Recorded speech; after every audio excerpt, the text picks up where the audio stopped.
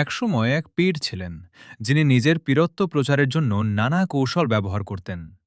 মানুষকে প্রভাবিত করতে তিনি এক অভিনব পরিকল্পনা করলেন। তিনি এক নতুন রাজ্যে প্রবেশ করলেন খুব জাঁকজমকভাবে। তার এক শিষ্যকে কাফনের কাপড় পরিয়ে মৃত মানুষের মতো খাটে শুয়ে রাখা হলো। চারপাশে কয়েকজন মানুষ কান্নাকাটি করতে লাগল, যেন সত্যিই একজন মানুষ মারা গেছে। কিছুক্ষণ পর জানাজার জন্য মানুষ জড়ো হতে শুরু করল। চারদিকে বিশাল ভিড়। সবাই অপেক্ষা করছে শেষ বিদায়ের মুহূর্তের জন্য। ঠিক তখনই নাটকীয়ভাবে উপস্থিত হলেন সেই পীর। তিনি লাশের কাছে গিয়ে উচ্চস্বরে বললেন, আল্লাহর ইচ্ছায় উঠে দাঁড়াও। সবার চোখের সামনে হঠাৎ সেই লাশ নড়ে চড়ে উঠল। কাফনের কাপড় সরিয়ে ধীরে ধীরে উঠে দাঁড়ালো এবং জনতার দিকে সালাম দিল। এই দৃশ্য দেখে মানুষ বিস্ময়ে হতবাক হয়ে গেল। চারদিকে ছড়িয়ে পড়ল পীরের কেরামতির গল্প।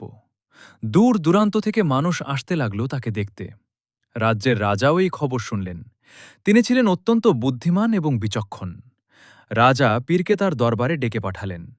পীর মনে মনে ভাবলেন, এবার নিশ্চয়ই রাজাও আমার ভক্ত হয়ে গেছেন। খুশি মনে তিনি রাজদরবারে হাজির হলেন। রাজা শান্ত কণ্ঠে বললেন, যুদ্ধে আমার অনেক সৈন্য মারা যায়, তাদের হারিয়ে দেশ বড় ক্ষতির মুখে পড়ে। আপনি যদি সত্যিই মৃত মানুষকে জীবিত করতে পারেন, তাহলে এ দেশেই থাকুন। মৃত সৈন্যদের জীবিত করাই হবে আপনার দায়িত্ব। আপনার সব খরচ খরচ আমরা বহন করব।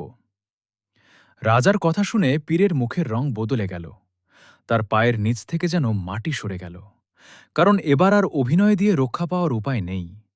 সেই রাতে সুযোগ বুঝে গোপনে রাজ্য ছেড়ে পালিয়ে গেল সেই ভণ্ড পীর। শিক্ষা: মিথ্যা দিয়ে কিছুদিন মানুষকে ধোঁকা দেওয়া যায়, কিন্তু সত্যের সামনে প্রতারণা বেশি দিন টিকে না।